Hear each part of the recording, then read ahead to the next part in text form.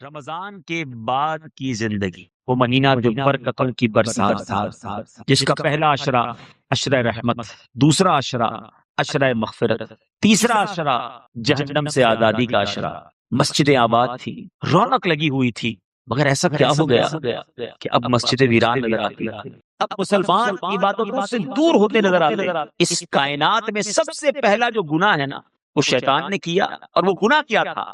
وہ گناہ تھا تکبر۔ آج شراب عام ہوتی جا رہی ہے، یہ شیطان کا پانی ہے۔ آج ناچ گانے عام ہوتے جا رہے ہیں، یہ شیطان کی اذان ہے۔ آج بازاروں میں حرام کام ہو رہا ہے، یہ شیطان کی مسجدیں ہیں۔ اے میرے میٹھے اسلامی بھائیوں، آج بے پردہ عورتیں، بے حیا عورتوں کے ساتھ دوستیاں لگائی جا رہی ہیں، اور کیا کچھ نہیں ہو رہا انٹرنیٹ کے ذریعے۔ یہی تو شیطان کا جال ہے، اور ہم اس شیطان کی تمام باتوں میں ایسا لگتا ہے چاروں طرف سے جکڑتے چلے جا رہے ہیں۔ اللہ سے دوستی کرنی کیسے ہے؟ نمازوں کی پابندی حاصل کیسے کرنی ہے؟ اب ایک مہینے کی پریکٹس کے بعد اب آیا ہے دشمن سامنے، اب اسے جواب دینا ہے کہ آجا، تیرے اندر کتنی ہمت ہے، میں تیرا نہیں، میں رحمان کا بندہ ہوں۔ تو کچھ بھی کر لے، میں نے نماز نہیں چھوڑنی، تو کچھ بھی کر لے، میں نے حرام کام نہیں کرنے۔ درود پاک پڑھنے کے بے شمار فضائل و برکات ہیں، بہت ساری احادیث، بہت سارے فضائل درود پاک کے لیے واقعات ہمیں ملتے ہیں، اور جس سے ہمارا ایمان بھی تازہ ہوتا ہے، اور یہ اندازہ بھی ہوتا ہے یہ کیسا شاندار وظیفہ ہے جو کب کب کہاں کہاں اور کیسے کیسے ہمیں کام آتا ہے۔ سبحان اللہ، ایسے ایسے واقعات ہیں کہ ایمان تازہ ہو جاتا ہے۔ ایک بار سرکار دو عالم صلی اللہ علیہ وسلم کاشانہ اقدس میں بی بی عائشہ صدیقہ رضی اللہ تعالی عنہا فرماتی ہیں کہ رات کا پہر تھا اور میں کچھ کپڑے وغیرہ سی رہی تھی، اور پھر چراغ گل ہو گیا اور میرے ہاتھ سے سوئی بھی گر گئی۔ اب آپ مجھے ذرا بتائیے کہ اس روشنی میں بھی سوئی گر جائے تو ڈھونڈنا آسان نہیں ہے، اگر چراغ ہی گل ہو جائے، اندھیرا ہو جائے، تو پھر تو تقریباً ناممکن ہو جاتا ہے۔ فرماتی ہے میں سوئی تلاش کر رہی تھی کہ اتنے میں میرے آقا مدینے والے مصطفیٰ صلی اللہ تعالی علیہ وسلم اپنا نور برساتا چہرہ لے کر میرے کمرے میں تشریف لے آیا ہے۔ میرے آقا تو کیا کمرے میں تشریف لائے، چہرہ مبارک سے اتنا نور نکلا کہ میرا پورا کمرہ ہی بقعے نور بن گیا، پورا کمرہ جگمگ کرنے لگا، اتنی روشنی ہو گئی کہ میں نے اس نور کی روشنی میں اپنی سوئی کو تلاش کر لیا۔ یہ بڑی کمال کی بات ہے، ذرا سمجھیے گا، کسی کا چہرہ روشن ہونا، کسی کا چہرہ اچھا ہونا، لوگ کہتے ہیں چہرے پہ بڑا نور ہے، بڑا برائٹ چہرہ ہے، یہ الگ بات ہے، مگر چہرے سے نور اتنا نکلنا کہ اندھیرا کمرہ ہی روشن ہو جائے، اس نور کا عالم کیسا ہوگا۔ اور یہ تو احادیث سے ثابت ہے، اگر ہم یہ پڑھتے ہیں نعت کے نور والا آیا ہے، نور لے کر آیا ہے، سارے عالم میں یہ دیکھو کیسا نور چھایا ہے، تو یہ تو احادیث سے نبی پاک کو لوگوں نے دیکھ کر بتایا، تو اتنا نور کہ کہتی میں نے سوئی تلاش کر لی۔ تو آپ فرماتی پھر میں نے نبی پاک سے عرض کیا حضور آپ کتنے حسین ہیں، آپ کا چہرہ کتنا روشن ہے۔ سرکار دو عالم علیہ الصلوۃ والسلام نے ارشاد فرمایا، آپ فرماتے ہیں بدبخت ہے وہ شخص جو قیامت کے دن میرا یہ چہرہ بھی نہیں دیکھ سکے۔ عرض کیا حضور وہ کون بدبخت ہے؟ فرمایا بخیل ہے، بخیل کہتے کنجوس کو، فرمایا کنجوس ہے وہ شخص۔ تو آپ نے کہا حضور وہ کون کنجوس ہے؟ اب ذرا پہلے تو اس بات کو سمجھیے کہ قیامت کے دن نبی پاک علیہ الصلوۃ والسلام کے چہرے کو نہ دیکھ سکنا یہ کوئی چھوٹی محرومی نہیں ہے۔ اگر میں آپ سب سے ایک سوال کروں کہ بتائیے وہ کون سی ذات ہے کہ قیامت کے دن جو شفاعت کرے گی، جو اپنے غلاموں کو تلاش کر کر کے انشاءاللہ اپنے کرم سے جنت میں لے جائیں گے، تو وہ کوئی اور نہیں ہے، وہ صرف جناب رسول اللہ صلی اللہ تعالی علیہ وسلم ہے۔ بریلی کے تاجدار کہتے ہیں نا، سنتے ہیں کہ محشر میں صرف ان کی رسائی ہے، there is nobody else، اور کوئی نہیں ہے۔ سنتے ہیں کہ محشر میں صرف ان کی رسائی ہے، گر ان کی رسائی ہے لو جب تو بنائی ہے۔ تو اب جو نبی پاک کا دیدار ہی نہیں کر سکے گا، شفاعت کس سے لے گا؟ دامن میں کس کے چھپے گا؟ یہ چھوٹی محرومی نہیں، یہ بڑا پرابلم ہے۔ تو آپ عرض کرتی حضور وہ کون بخیل ہوگا، وہ کون کنجوس ہوگا؟ سرکار دو عالم صلی اللہ تعالی علیہ وسلم نے فرمایا وہ شخص جس کے سامنے میرا ذکر ہو اور وہ مجھ پر درود نہ پڑھے۔ اب آپ غور کیجیے، نبی پاک پر صلی اللہ تعالی علیہ وسلم پر ہم کتنا درود پڑھتے ہیں؟ اچھا، اب اس میں علماء نے ایک بڑی آسانی ہمارے لیے کر دی. ہم کسی محفل میں جاتے ہیں، اجتماع میں جاتے ہیں، جہاں بار بار سرکار دو عالم صلی اللہ تعالی علیہ وآلہ وسلم کا نام نامی لیا جاتا ہے، ہو سکتا ہے کبھی ہم بھی درود پاک پڑھنے سے رہ جاتے ہوں. تو علماء نے فرمایا کہ روزانہ اپنی روٹین میں، اپنی دن بھر میں کوئی ایسا عدد متعین کر لے، فکس کر لے کہ روزانہ میں نے 100 بار، 200 بار، 313 بار، اللہ جتنی توفیق دے، میں نے درود پاک پڑھنے، اور درود پاک پڑھ لے. تو اب پورے دن میں اگر نبی پاک علیہ الصلوۃ والسلام کا نام سنا تھا یا کہا تھا اور درود پڑھنا رہ گیا تھا، تو یہ بعد میں درود پڑھنا اس درود نہ پڑھنے کے قائم مقام ہو جائے گا. تو اب زندگی میں ایک اصول بنائیں، ایک روٹین بنائیں کہ فضول باتوں سے اپنے آپ کو بچا کر انشاءاللہ کثرت کے ساتھ درود پاک پڑھیں گے. ہمیں تو دیدار بھی کرنا ہے اور آقا سے ملاقات بھی کرنی ہے. ہاں، نبی پاک کے ہاتھوں جام کوثر بھی پینا ہے انشاءاللہ. آقا کے کرم سے انشاءاللہ پل صراط سے ڈرتے ہوئے نہیں، انشاءاللہ جھومتے ہوئے، وجد کرتے ہوئے گزرنا. سیدی اعلیٰ حضرت بھی کمال ہے نا. لوگ کہتے ہیں، واقعی روایتوں بھی مضمون ہے کہ لوگ پل صراط پر چیخ رہے ہوں گے، پکار رہے ہوں گے، ڈر رہے ہوں گے، کیونکہ ان کے سامنے لوگ کٹ کٹ کے جہنم میں گر رہے ہوں گے نا. One of the most horrible bridge, ایسا کوئی پل دنیا میں نہیں ہے، نہ ہو سکتا ہے. جہنم کے اوپر بنا ہوا پل ہے، اندھیرے میں ڈوبا ہوا، تلوار سے تیز، بال سے باریک. لوگ گھبرائے ہوئے ہوں گے، مگر میرے رضا سے پوچھو، کہتے گھبرانا کس بات کا ہے؟ آقا بھی تو وہاں ہوں گے نا.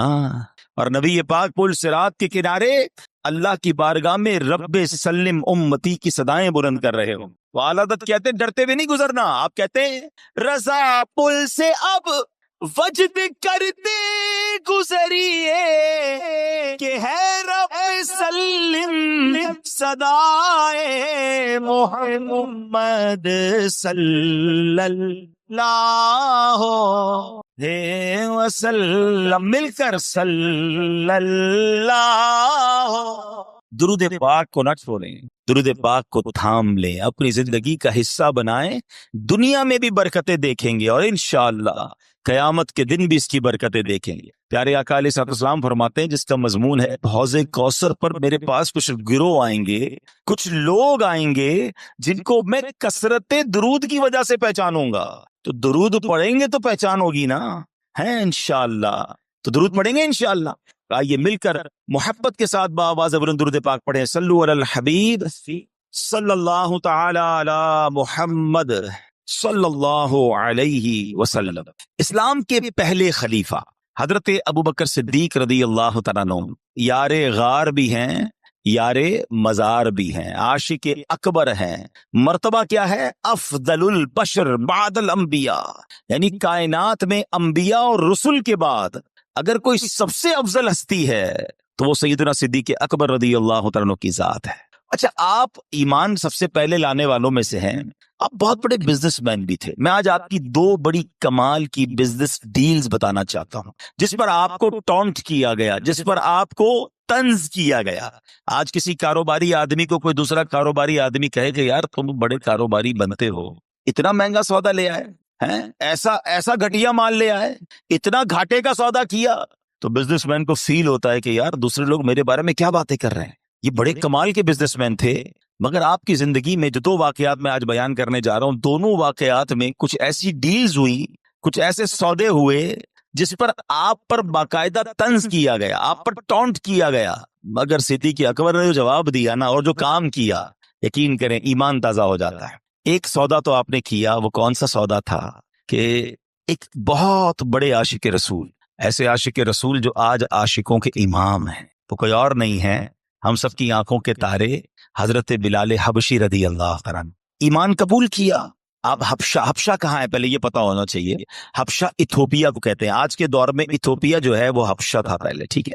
اب حبشہ، اچھا یہ بھی شاید بہت ساروں کو نہیں پتا کہ مکہ پاک کے بعد سب سے پہلے جہاں اسلام پہنچانا وہ حبشہ ہے. پچھلے دنوں مجھے ایتھوپیا جانے کا موقع ملا تو وہاں کے لوگ بڑے فخر سے ایک جملہ کہتے ہیں کہ ہمارا وطن دار الحجرہ ہے، یہ ہجرت والا ملک ہے، اور مکے کے بعد سب سے پہلے دنیا میں کہیں اسلام پہنچا ہے تو وہ حبشہ میں پہنچا ہے۔ ہمارے وطن سے حضرت بلال حبشی تھے، ہمارا وہ وطن ہے جہاں عثمان غنی رضی اللہ تعالیٰ تو ہجرت کر کے تشریف لائے تھے، اور وہ عظیم نجاشی بادشاہ جنہوں نے یہ واقعہ پڑھا ہوگا وہ بھی وہاں پر حبشہ میں تھے۔ تو بہرحال اب وہ حضرت بلال مکے نبی پاک کی غلامی اختیار کی، کلمہ پڑھ لیا۔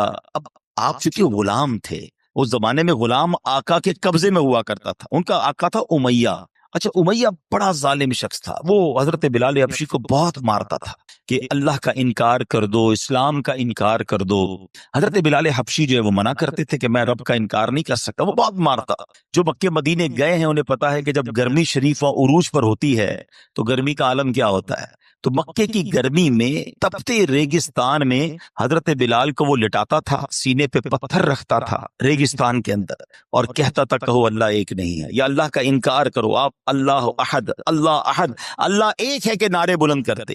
اب پیارے آقا جب ایک دو بار وہاں سے گزرے، دیکھا کہ حضرت بلال پر بڑا ظلم ہو رہا ہے، آپ کی آنکھیں بھیگ آئیں ہیں، آپ کو بڑا افسوس ہوا، بڑی محبت کرتے تھے حضرت بلال سے، مگر وہ ظالم آقا تھا اس کا۔ تو حضرت ابوبکر صدیق رضی اللہ تعالیٰ جب یہ دیکھا کہ نبی پاک بلال سے محبت بڑی کرتے ہیں، اور یہ بندہ جو ہے قبضے میں ہے امیہ کے، اور وہ اس کے آقا ہیں، تو آپ پہنچ گئے اس کے آقا کے پاس، امیہ کے پاس جا کر کہا اے امیہ، اس حبشی غلام کو مجھے دے دو، کتنے میں دو گے؟ تو اب میں آپ کو مثال کے ذریعے سمجھاتا ہوں ہمارے آج کل کے دور سے۔ مثال کے طور پہ اس زمانے میں مارکیٹ ریٹ 5,000 روپے تھا، اس زمانے کی کرنسی درہم و دینار تھی، میں سمجھانے کے لیے کہہ رہا ہوں، 5,000 ریٹ تھا۔ اس نے کہا میں 10,000 میں دوں گا۔ آپ نے کہا مجھے ڈیل منظور ہے، مجھے 10,000 میں دے دو۔ کہتا نہیں اب 15,000 میں دوں گا۔ کہا مجھے 15,000 میں منظور ہے۔ کہا 20,000 میں دوں گا۔ مثال دے رہا ہوں میں، آپ نے کہا مجھے 20,000 میں منظور ہے، وہ پیسے بڑھاتا گیا۔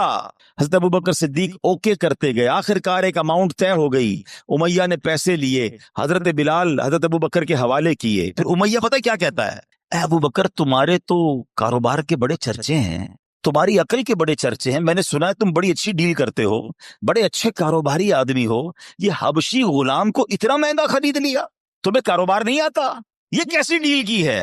ہائے ہائے ہائے، حضرت ابوبکر صدیق نے جو تاریخی جملہ ارشاد فرمایا نا، آپ فرماتے امیہ تمہیں کیا معلوم بلال کی قیمت کیا ہے، تم اس سے زیادہ مانگتے میں اس سے زیادہ تمہیں دیتا۔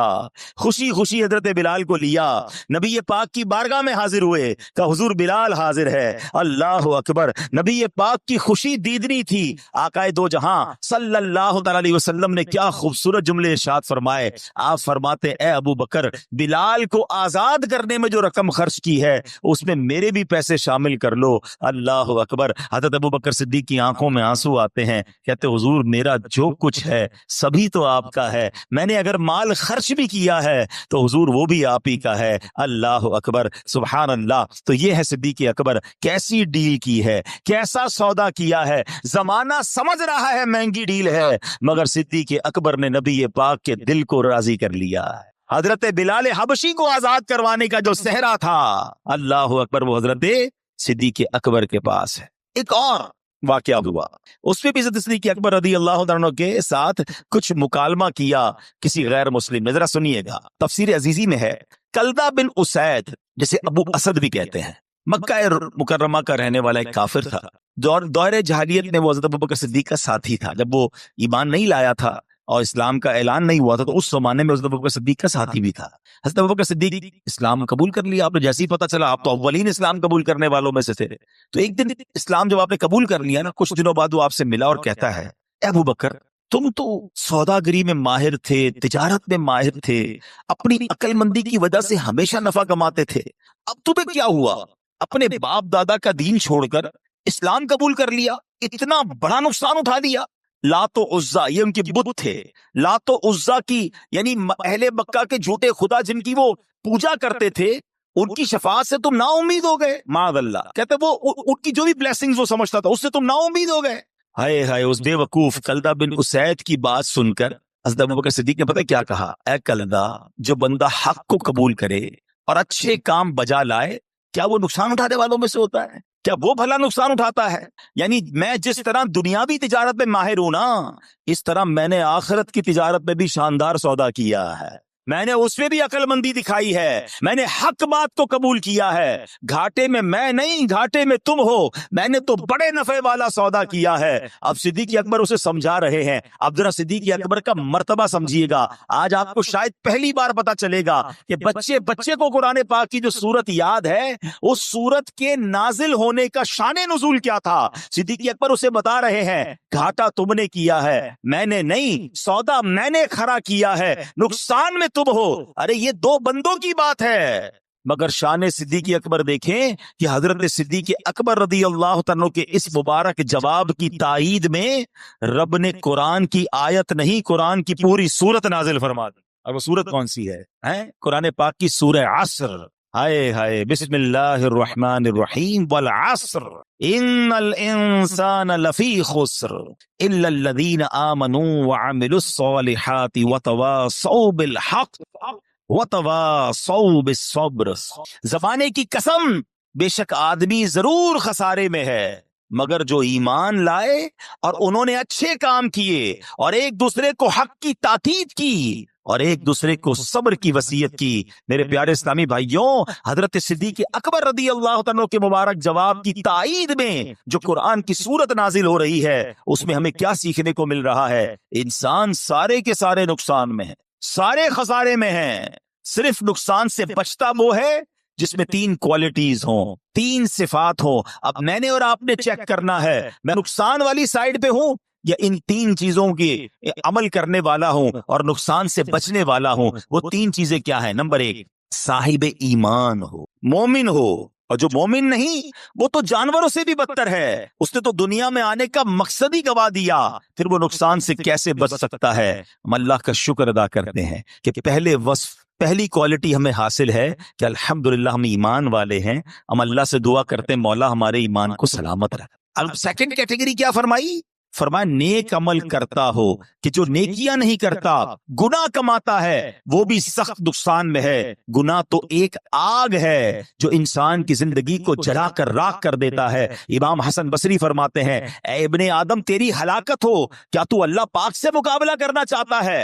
ہاں، جس نے اللہ پاک کی نافرمانی کی، گویا اس نے اللہ پاک سے جنگ کی۔ تو پتہ چلا ایمان والا ہو، نیک اعمال کرنے والا ہو۔ اب یہ چیک کرنا ہے مجھے اور آپ کو، ہم نیکیاں کرنے والے ہیں یا گناہ کرنے والے ہیں؟ تیسرے نمبر پر فرمایا حق بات کی اور صبر کی وصیت کرنے والا ہو، جو خود بھلے نیک بن جائے مگر دوسروں کو نیکی کی دعوت نہ دیتا ہو، دوسروں کو برائی سے منع نہ کرتا ہو، وہ بھی نقصان میں ہے۔ عین ممکن ہے کہ جب گناہگار عذاب میں گرفتار ہو تو یہ بھی پکڑ میں آ جائے۔ تو اب یہ بات سمجھنی ہے کہ ایمان والا نقصان میں نہیں، نیکیاں کرنے والا یہ نقصان سے بچ جائے گا، اور دوسروں کو بھی نیکی کی دعوت دے، دوسروں کو بھی اچھی باتیں بتائے، یہ نقصان سے بچنے والا ہے۔ ہمیں چیک کرنا ہے کہ یہ تینوں اوصاف ہمارے اندر ہیں کہ نہیں۔ قرآن کریم کی ایک مختصر سورت ہے، یہ مبارک سورت والعصر، مکہ مکرمہ میں نازل ہوئی۔ اس میں صرف ایک رکوع ہے، 3 آیتیں ہیں،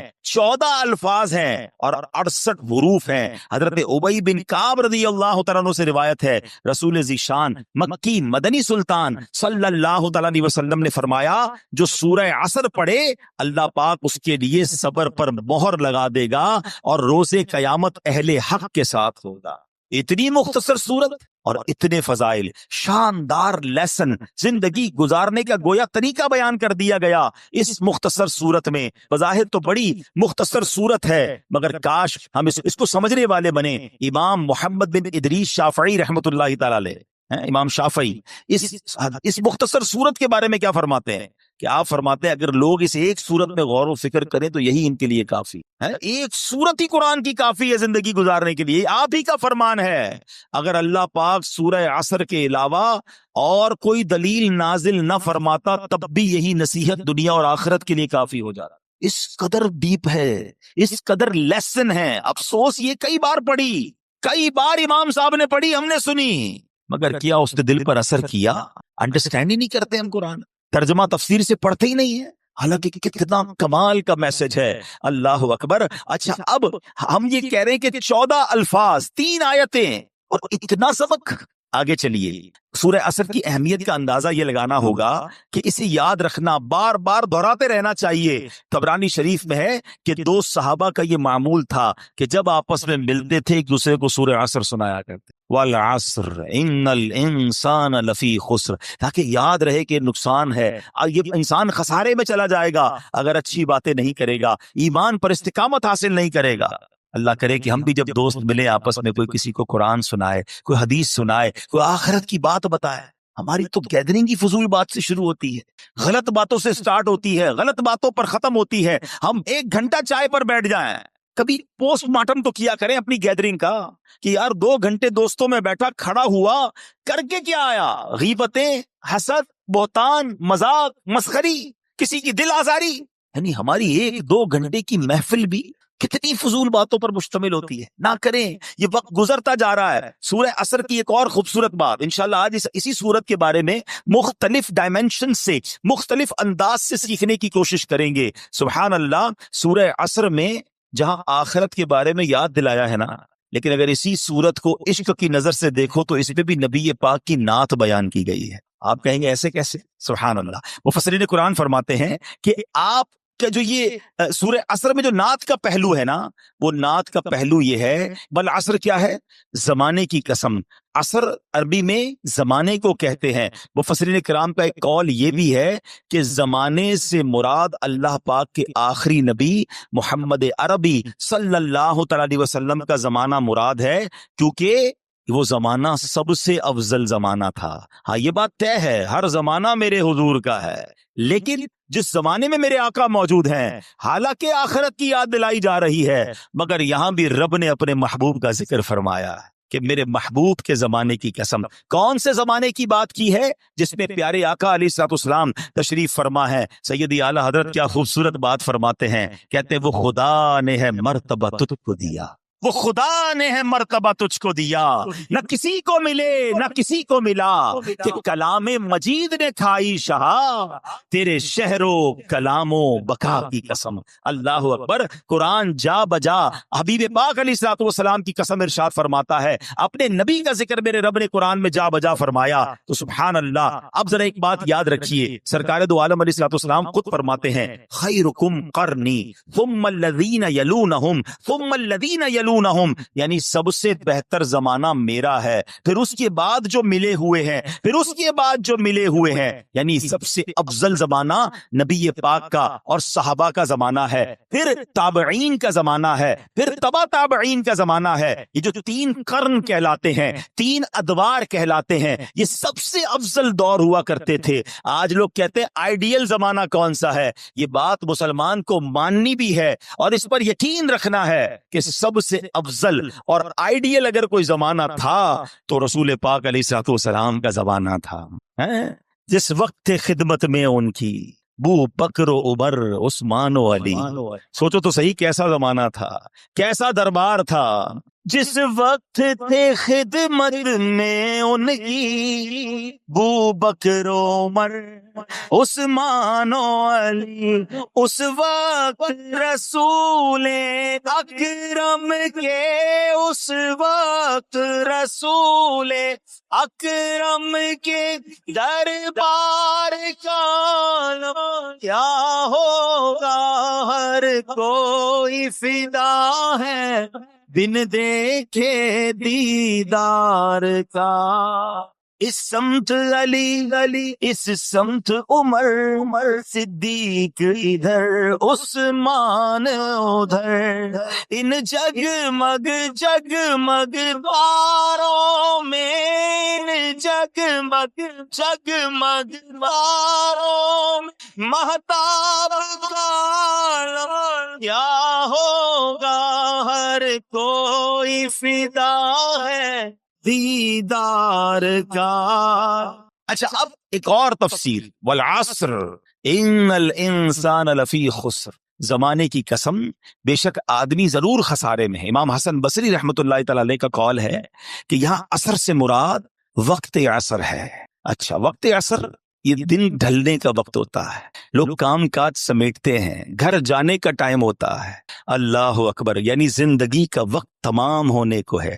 اللہ نے اس وقت کی یاد فرمائی ہے، ہمیں ارشاد فرمایا ہے، کیونکہ جب بندہ سارا دن کام کر کے کچھ کما کر گھر نہ جائے اور بچے کہیں کہ ابو کھانے کو کیا لائے ہو، ہمارے لیے کیا لائے ہیں، اور ہم کہیں کچھ نہیں لائے، تو بندہ جب خالی ہاتھ گھر جاتا ہے نا، شرمندگی کا سامنا ہوتا ہے۔ تو اللہ اکبر، یہ بتایا جا رہا ہے زندگی کی شام ڈھلنے کو ہے، قیامت قریب آنے والی ہے۔ اے بندے، جب تم میری بارگاہ میں آؤ گے اور خالی ہاتھ آؤ گے تو پھر قیامت کے دن کیسی شرمندگی اٹھاؤ گے؟ اپنی قبر میں اگر خالی ہاتھ جاؤ گے تو وہاں کیسے جواب دے سکو گے؟ تو ہمیں یاد دلایا گیا ہے کہ عصر کے وقت سے گویا یہ اشارہ دیا گیا ہے کہ اپنی آخرت کی دن ڈھلنے سے پہلے تیاری کر لی جائے۔ اللہ اکبر، سبحان اللہ۔ ہمارے بزرگان دین جو ہیں کس طرح سبق لیا کرتے تھے، تفسیر کبیر میں ہے، ایک بزرگ فرماتے ہیں کہ میں نے سورہ عصر کی جو دوسری آیت ہے نا، والعصر ان الانسان لفی خسر، بے شک انسان خسارے میں ہے، کہتے ہیں میں نے اس آیت کو ایک برف بیچنے والے سے سیکھا۔ اب دیکھو، جن کو سبق لینا ہوتا ہے نا، وہ کہاں سے کون سا میسج لے لیتے ہیں، عبرت کی بات کدھر سے پک کر لیتے ہیں۔ کہتے ہیں ایک برف بیچنے والا بازار میں صدا لگا رہا تھا، وہ برف بیچنے والا کہہ رہا ہے ارحموا من یذوب رأس مالہ، لوگوں اس شخص پر رحم کھاؤ جس کا سرمایہ پگھل رہا ہے۔ برف بیچنے والا یہ تو کہتا ہے نا جلدی خرید لو ورنہ پگھل جائے گا۔ کاش بات بڑی گہری ہے، سمجھ جائیں اگر ہم۔ ایکچولی میری اور آپ کی جو زندگی ہے نا، وہ برف ہی کی تو طرح ہے۔ ہم سب کے ہاتھ میں ایک برف کا بلاک دے دیا گیا ہے، کسی کے ہاتھ میں 50 سال کا ہوگا، کسی کے ہاتھ میں 60 سال کا ہوگا، کسی کے 2-4 دن بچ گئے ہوں گے تو برف ختم ہونے والی ہوگا، ہمیں تو نہیں پتا نا، پگھل رہا ہے، ہر سانس گزر رہی ہے، ہر دن گزر رہا ہے، یہ برف پگھل رہی ہے۔ مگر مجھے بتائیے، جس کی برف پگھل رہی ہو اس کو سرمایہ کی کتنی فکر ہوتی کہ بیچ دوں کچھ کما لوں، ورنہ یہ پڑے پڑے ہی ختم ہو جائے گا۔ کاش جو میری اور آپ کی سانسیں ہیں نا، ہم سمجھ جائیں کہ ہر گزرتے سانس کے ساتھ، ہر گزرتے دن کے ساتھ ہم قبر کے قریب ہوتے جا رہے ہیں، ہم آخرت کے قریب ہوتے جا رہے ہیں۔ ارے جس کی منزل قریب آ جائے وہ اپنی سواری تیز کرتا ہے۔ امتحان میں کیا ہوتا ہے، اسٹوڈنٹ بیٹھے ہوں گے یا ہم میں سے بہت سارے وہ ہوں گے جنہوں نے اسٹوڈنٹ لائف گزاری ہوگی، جیسے جیسے امتحان کی ڈیٹ قریب آتی ہے ہماری تیاری بڑھتی جاتی ہے، ٹینشن بھی بڑھتی جاتی ہے، بلکہ جس دن صبح امتحان ہو رات نیند نہیں آتی کہ صبح امتحان دینا، قبر کا امتحان نہیں دینا، محشر کا امتحان نہیں دینا، اور ہر روز میں اور آپ اس کے قریب ہو رہے ہیں۔ ہو سکتا ہے آج رات یہ امتحان ہو سکتا ہے کل ہو سکتا ہے اگلے ہفتے ہو، کون تیاری کر رہا ہے؟ بلکہ عجیب بات یہ ہے کہ ہر گزرنے والا دن اللہ سے قریب ہونے کی بجائے اکثریت وہ ہے جو اللہ سے دور ہو رہی ہے۔ ہر دن گزر رہا ہے، گناہ بڑھ رہے ہیں، نت نئے حرام کاموں کی طرف قوم جا رہی ہے۔ نہ کریں ایسا، برف پگھل رہی ہے۔ وہ شاعر کہتے ہیں نا، ہو رہی ہے عمر مثل برف کم، ہو رہی ہے عمر مثل برف کم، رفتہ رفتہ چپکے چپکے دم بدم، سانس ہے ایک راہ روئے ملک عدم، سانس ہے ایک راہ روئے ملک عدم، دفعتن ایک روز یہ جائے گا تھم، ایک دن مرنا ہے آخر موت ہے، کر لے جو کرنا ہے آخر موت ہے۔ کاش یہ بات سمجھ آ جائے کہ مجھے مرنا ہے اور خالی ہاتھ نہیں جانا۔ اگر جس رفتار سے میں گناہ کر رہا ہوں توبہ کا موقع نہ ملا تو مارا جاؤں گا۔ امام فخر الدین رازی نے یہ بات ایک اور انداز سے سمجھائی۔ یہ جو سانسوں کی ویلیو ہے نا، منٹ کی ویلیو کیا ہے؟ آپ فرماتے ہیں، تصور باندھو، ایک شخص 1000 سال زندہ رہا اور اس نے 1000 سال گناہوں میں گزار دی زندگی، 1000 سال تک۔ اب اس کے پاس صرف ایک لمحہ باقی ہے اور اس ایک لمحے کے بعد اسے موت آنے والی ہے۔ اب اگر وہ اس آخری لمحے میں نزا کی کیفیت طاری ہونے سے پہلے توبہ کر لے تو اس توبہ کی برکت سے اس کے 1000 برس کے گناہ معاف ہو سکتے ہیں۔ بات سمجھ آ رہی ہے؟ اس ایک لمحے کی برکت، اس ایک لمحے کی اہمیت کیا ہے کہ 1000 برس کے گناہ ایک طرف، لیکن اگر اس ایک لمحے میں اس نے سچی توبہ کی، اللہ قبول کر لے تو سارے گناہ معاف، اور اس کے بدلے میں کیا ملے گا؟ اللہ تعالیٰ کی رحمتوں کا جو مقام ہے جنت، اس کی ابدی نعمتوں کو حاصل کرنے کا موقع بھی مل جائے گا۔ اللہ، بات سمجھنا ہوگا کہ اس سے اندازہ یہ لگانا ہے کہ ایک لمحے کی اتنی قیمت ہے، تو اگر بندہ ساری زندگی نیکیوں میں گزار دے تو کیا کچھ نہیں ملے گا اسے۔ اس کو ایک اور انداز سے سمجھتے ہیں کہ ایک ایک سیکنڈ، ایک ایک لمحہ کتنا قیمتی ہے، ہم کتنا کچھ کما سکتے ہیں. ذرا مل کے کہیے سبحان اللہ، اب کہیے الحمدللہ، اب کہیے اللہ اکبر. میرا خیال ہے 1 منٹ گھڑی آگے نہیں بڑھی، 30 سیکنڈ لگے ہوں گے، 25-30 سیکنڈ. ہم سب نے بیٹھے بیٹھے نہ پسینہ بہایا، نہ محنت کی، کچھ بھی نہیں کیا، صرف 30 سیکنڈ میں آپ کو پتا ہے ہم نے کیا کمایا. میرے نبی علیہ الصلوۃ والسلام کے سچے وعدے ہیں. احادیث میں مضمون ملتا ہے جو ایک بار سبحان اللہ کہے اس کے لیے جنت میں درخت لگا دیا جاتا ہے. ایک بار اللہ اکبر کہے جنت میں درخت، ایک بار الحمدللہ کہے جنت میں درخت لگا دیا جاتا ہے. بیٹھے بیٹھے اتنا آسان. پھر میں نیکیاں نہ کروں، پھر میں ان لمحات کی قدر نہ کروں، پھر میں گھنٹوں گھنٹوں دنوں مہینوں گناہوں میں گزاروں، فضول باتوں میں، فلمیں، ڈرامے، گانے، باجے، سوشل میڈیا، دوستوں کا گپ شپ گزرتا جا رہا ہے. نہ کریں ایسا. روایتوں میں مضمون ملتا ہے کہ مرنے کے بعد نیک بھی پچھتائے گا، گناہگار بھی پچھتائیں گے. عرض کی گئی یا رسول اللہ صلی اللہ تعالیٰ علیہ وسلم، گناہگار پچھتائے گا، یہ تو بات سمجھ آ رہی ہے، گناہ ہیں اس کے، خطائیں ہیں، نیک کیوں پچھتائے گا؟ ارشاد ہوا نیک اس لیے پچھتائے گا کہ جب اپنے فضول اوقات یاد کرے گا اور اپنی نیکیوں کا جب اجر دیکھے گا نا کہ نمازوں کا اتنا ثواب، نیکیوں کا اتنا ثواب، کاش میں نے جو فضول باتیں کی تھی، فضول ٹائم ضائع کیا تھا وہ بھی نہ کرتا تو اس کا ثواب بھی مجھے مل جاتا. تو بعد میں پچھتانے سے بہتر نہیں ہے بندہ ابھی نیکیاں کر لے، ابھی اپنے وقت کا فضول استعمال نہ کرے. قرآن جگہ جگہ جھنجھوڑ رہا ہے. ایک جگہ ارشاد ہوتا ہے یا ایھا الانسان انک کادح الی ربک قدحا فملاقی. قرآن کہتا ہے اے انسان بے شک تو اپنے رب کی طرف دوڑنے والا ہے، پھر اس سے ملنے والا ہے. تفسیر نور عرفان میں ہے یعنی اے انسان تیرا ہر سانس تجھے موت سے اور رب کے ملنے سے قریب کر رہا ہے. ہم اپنے سفر کی طرف بڑھ رہے ہیں، اپنی منزل کی طرف بڑھ رہے ہیں، مگر کاش یہ احساس بھی تو بن جائے نا کہ جب اللہ کی بارگاہ میں جانے کا وقت آگے کی طرف جا رہا ہوں تو تیاری بھی ساتھ ساتھ کرتا جاؤں، میں زیادہ نیکیاں کماتا جاؤں. حضرت رابعہ بصریہ کا ایک واقعہ سنیے گا، یہ بات اور آپ کو ڈیفائن ہو جائے گی کہ جب ہم ادھر ادھر فضول کام کرتے ہیں تو کتنا بڑا لاس کرتے ہیں. آپ کامل ولیاں ہیں، بہت بڑا نام ہے، یعنی اولیاء کے مقامات میں بھی آپ کا مقام بڑا اونچا ہے. ایک رات سحری کا وقت، خود فرماتی ہے کہ میں تسبیحات پڑھ رہی تھی، اللہ کا ذکر کر رہی تھی، کرتے کرتے میری آنکھ لگ گئی. خواب میں دیکھا کہ ایک ہرا بھرا درخت ہے جو اتنا بڑا اور حسین ہے کہ بیان نہیں کیا جا سکتا. اس پر 3 قسم کے پھل لگے ہوئے ہیں. میں نے دنیا میں ایسے پھل نہیں دیکھے تھے. کچھ پھل سفید تھے، کچھ سرخ تھے، کچھ زرد، اور سب اس درخت میں چاند سورج کی طرح چمک دمک رہے تھے. فرماتی مجھے وہ درخت بہت اچھا لگا. میں نے کسی سے پوچھا یہ کس کا ہے؟ تو کہنے والے نے کہا یہ آپ کا ہے، یہ ان تسبیحات کا بدلہ ہے جو آپ ابھی پڑھ رہی تھی. تو آپ فرماتی میں نے درخت کے ارد گرد گھومنے لگی تو دیکھا کہ کچھ سنہرے رنگ کے جو پھل تھے نا وہ زمین پہ پڑے ہوئے تھے. تو میں نے کہا کہ یہ پھل بھی درخت کے ساتھ موجود ہوتے تو کتنا ہی اچھا تھا. تو جواب کیا ملا کہ یہ وہی لگے تھے، یہ لگے تو درخت میں ہی تھے، مگر تسبیح کرتے ہوئے جب آپ سوچنے لگی تھی نا کہ گندا ہوا آٹا خمیرہ ہو گیا یا نہیں، اس وقت یہ پھل گر گئے تھے. سمجھ آ رہی ہے بات؟ اللہ کی ولیاں ہیں، تسبیح کر رہی ہیں، مگر تسبیح کرتے کرتے اپنے آٹے کا خیال آ گیا ہے، ذہن کہیں اور چلا گیا. اللہ کی جو کہتے ہیں توجہ اللہ کی طرف جو تھی یا جو ذکر کی طرف توجہ تھی وہ دھیان کہیں چلا گیا. تو فرماتی ہیں کہ وہ تھوڑی دیر کے لیے جو توجہ گئی تو وہ جو پھل تھے نا وہ نیچے گر گئے. میرا اور آپ کا تو دھیان ہی کہیں اور ہوتا ہے. اول تو عبادت کرنی نہیں ہے، اول تو نیکیاں کرنے کی طرف نہیں آتے، اور اگر آ بھی جائیں تو نماز میں خیال کہیں اور ہے، دعا میں خیال کہیں اور ہے، مسجد میں آئے تو دل باہر لگا ہوا ہے، بس جلدی گھڑی دیکھ کر نکلوں یار، یہ اجتماع ختم کب ہوگا، یہ بیان ختم کب ہوگا، یہ امام صاحب دعا کب کریں گے، اتنی لمبی نماز سلام ہی نہیں پھیر رہے. ہمارا تو یہ حال ہے. آپ سوچیے ہم دنیا میں کیوں آئے ہیں؟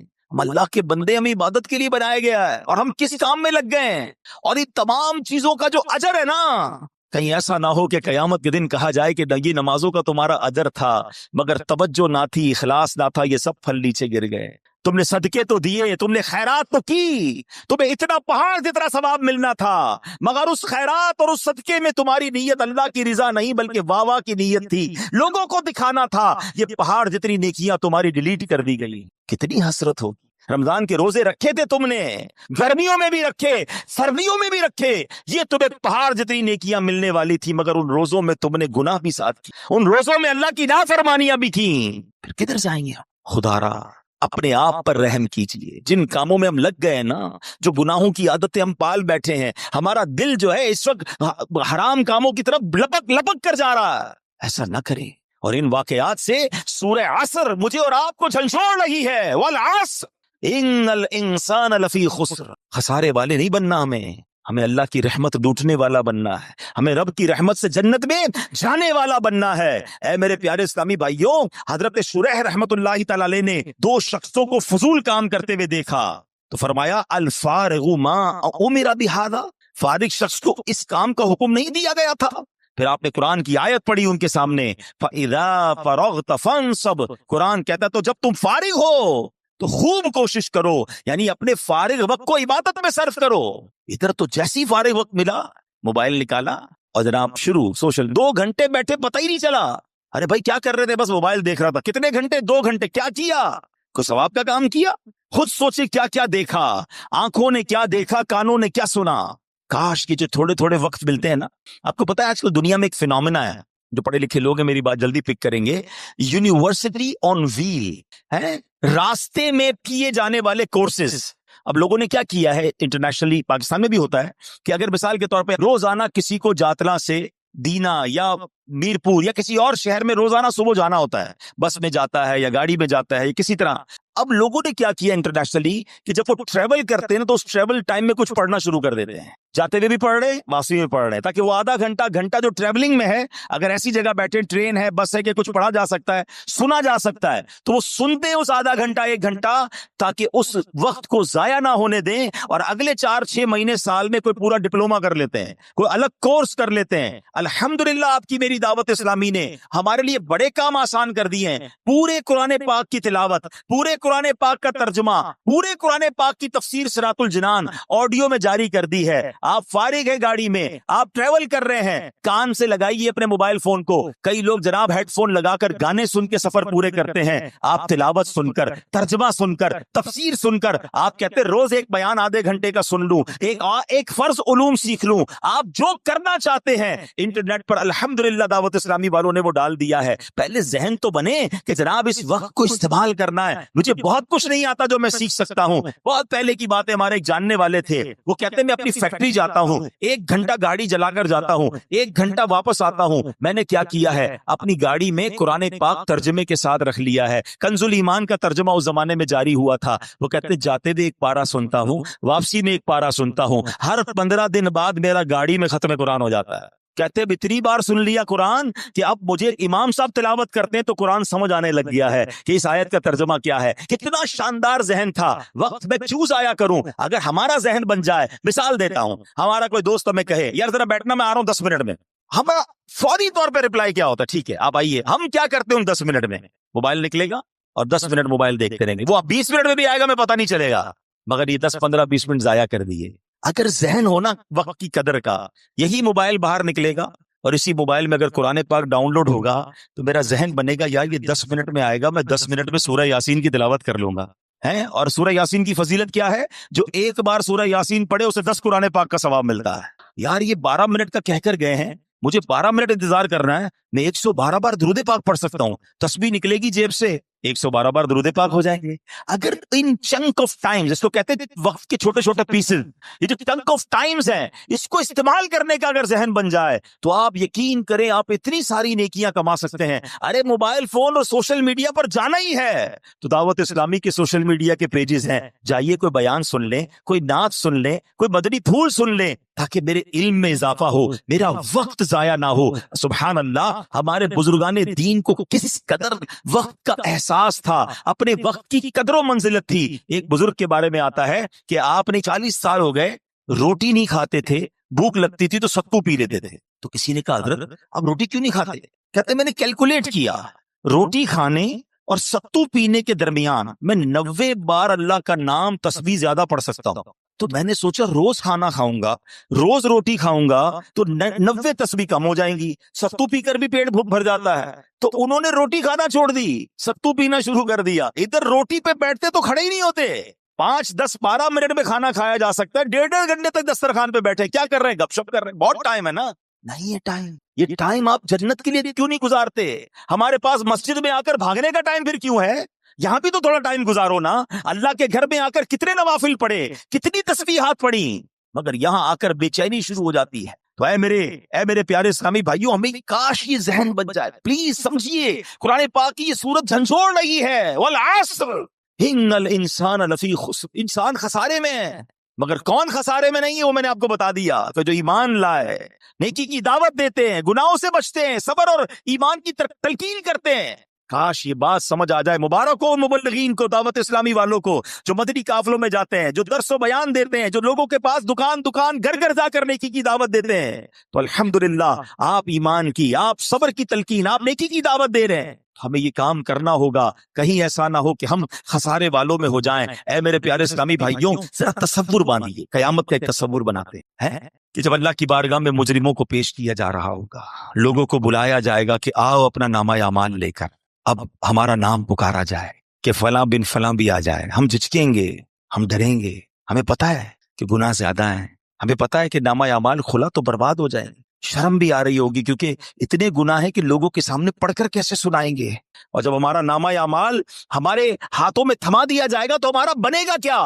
قرآن میں بتایا گیا کہ جو مجرم ہوں گے نا، وہ پتہ ہے کیا پکاریں گے؟ جب ان کا نامہ اعمال دیا جائے گا نا انہیں، تو ان کی چیخو پکار کیا ہوگی؟ قرآن کہتا ہے یا لیتنی لم اوت کتابیا ولم ادری ما حسابیا، اے کاش کہ مجھے میرا نامہ اعمال نہ دیا جاتا اور میں نہ جانتا کہ میرا حساب کیا ہے. یا لیتہا کانت القاضیہ، اے کاش کہ دنیا کی موت ہی میرا کام تمام کر دیتی. ما اغنا عنی مالیہ، میرا مال میرے کچھ کام نہ آیا. ہلک عنی سلطانیہ، کیا کہے گا؟ میرا سب زور جاتا رہا. آج کہتے لوگ میرا بڑا کرو فر ہے، میں فلاں علاقے کا چیئرمین، میں ناظم، میں صدر، میں وزیر اعظم، میں صوبائی صدر، میں فلاں کونسلر، میں ایم این اے، میں ایم پی اے، میرے ڈالے، میرے جناب گارڈز، میرا پیسہ، میری کوٹھیاں. اگر نامہ اعمال میں گناہ ہے، اگر اللہ ناراض ہوا، خدا کی قسم نہ مال کام آئے گا، نہ تمہارا یہ کر و فر کام آئے گا. وہ پکارے گا ما اغنا عنی مالیہ، میرا مال میرے کچھ کام نہ آیا. ہلک عنی سلطانیہ، میرا سب زور جاتا رہا. اس دن کیا کریں گے؟ اس دن کس کو پکاریں گے؟ اپنے نامہ اعمال کو ٹھیک کر لو، اپنے نامہ اعمال پہ نیکیاں درج کروانے کی فکر کیجئے. میرے پیارے اسلامی بھائیوں، اس دن اعمال تولے جائیں گے. قرآن کہتا ہے سورہ قارعہ میں، پڑھیے تو صحیح قرآن کیا کہتا ہے؟ القارعۃ مالقارعہ وما ادراک مالقارعہ یوم یکون الناس کالفراش المبثوث وتکون الجبال کالعہن المنفوش. پہلے تو قرآن نے قیامت کا منظر بتایا نا، کہ پہاڑ اڑ رہے ہوں گے، لوگ بھاگ رہے ہوں گے پتنگوں کی طرح، ہیبت ناک منظر ہوگا. اور اس خوف میں ہوگا کیا؟ فَأَمَّا مَنْ ثَقُلَتْ مَوَازِينُهُ فَهُوَ فِي عِيشَةٍ رَاضِيَةٍ. قرآن کہتا ہے جس کی نیکیوں کا پلڑا بھاری ہو گیا، وہ عیش میں ہوگا، چین میں ہوگا، مزے میں ہوگا. لیکن کہتا ہے وَأَمَّا مَنْ خَفَّتْ مَوَازِينُهُ، جس کی نیکیوں کا پلڑا ہلکا ہو گیا، فَأُمُّهُ هَاوِيَةٌ وَمَا أَدْرَاكَ مَا هِيَ نَارٌ حَامِيَةٌ، جس کی نیکیوں کا پلڑا ہلکا ہو گیا، وہ بھڑکتی ہوئی، شعلے مارتی ہوئی آگ میں چلا جائے. کیا کریں گے ہم؟ فلمیں، ڈرامے، گانے، باجے، شراب، جوئے، بدکاریاں، لوگوں کا مال دبانا، چوریاں کرنا، حرام کمانا، جھوٹ بولنا، رشوت کا لین دین کرنا ہے. کسی طرح بس مجھے سیٹ مل جائے، کسی طرح میں ترقی کر جاؤں، میں جناب علاقے میں کوئی عہدہ حاصل کر لوں، چاہے کسی کا بیڑا غرق کرنا ہو تو کر دوں، کسی کی عزت اور کپڑے اتارنے تو اتار دوں، کوئی خیال نہیں کر رہا، مگر مرنا ہے. اور اگر یہ گناہ نامہ اعمال میں زیادہ ہوئے، نیکیاں کم ہوئی تو مارے جائیں گے. اب اس وقت تو کیفیت یہ بن رہی ہے، جو یہ آیتیں سن رہے ہیں، جو قیامت کے منظر کے بارے میں سن رہے ہیں، تو خیال تو یہ آ رہا ہے کہ ہم نے تو کر دیا جو کرنا تھا، ہم تو کر بیٹھے گناہ زیادہ، ہمارے پاس تو نیکیاں ہی نہیں ہیں. نیکیاں ہیں تو خود پتا ہے کتنی ناقص ہیں، اس میں اخلاص نہیں ہے. بنے گا کیا قیامت کے دن؟ دیکھو کیسا کریم ہے میرا مولا.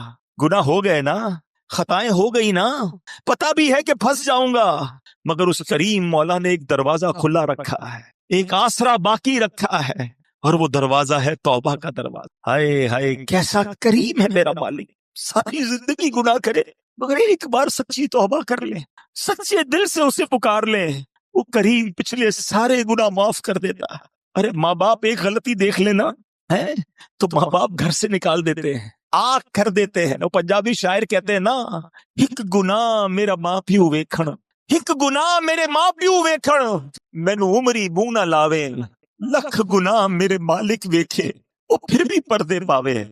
जरा सोचिए, हम उस मालिक के बंदे हैं मगर फिर भी हम उसकी तरफ रुजू नहीं कर रहे, हम फिर भी उसकी बारगाह की तरफ रुजू नहीं ला रहे, हम फिर भी तौबा नहीं कर रहे। हमें ये तो खौफ है कि लोग ना देख लें। हम ये क्यों नहीं सोचते कि जो अकेले में गुनाह कर रहे हैं वो रब देख रहा है। आओ मेरे प्यारे इस्लामी भाइयों, आज अपने रब को पुकारिए और ये नीयत कीजिए कि कयामत के दिन मुझे शर्मिंदा नहीं होना है। कयामत के दिन नामा अमाल मुझे सीधे हाथ में दिया जाए, मेरे बाएं हाथ में न दिया जाए।